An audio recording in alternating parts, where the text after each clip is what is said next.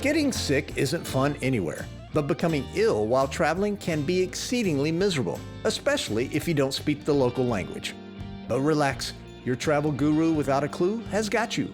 If you do get sick while traveling, chances are you may not bring the exact medication that you need. I mean, maybe you can plan ahead, but since you don't know what you're gonna get, you don't know what symptoms are. So the good news is getting treatment in almost any country is pretty easy. Most of them have pharmacies where you can get a lot of good over-the-counter advice. So if you don't have anything serious, hopefully you can get what you need at the pharmacy over the counter.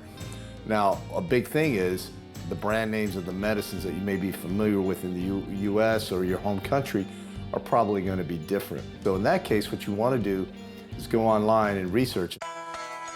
So you see I got 4 things here. These are not brands that I am familiar with, but you see here I wrote on this one, I was able to use software on my phone to translate the directions into English. And so I just made little notes on each of the boxes. And I think that's the main thing that you want to do. You want to be careful that you don't, of course, combine medicines that shouldn't be combined, take too much, whatever. So use some software that comes on most smartphones these days, or that you can download to translate by taking a photo. When you consider that, you know, the chances are if you travel a lot, you're already gonna get sick. You know, you don't wanna let that stop you. You still gotta get out there and travel.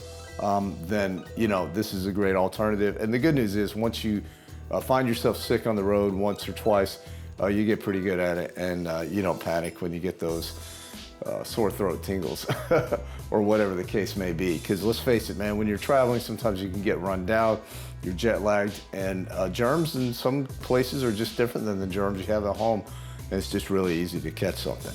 You can always use translation software to see the directions and how best to use.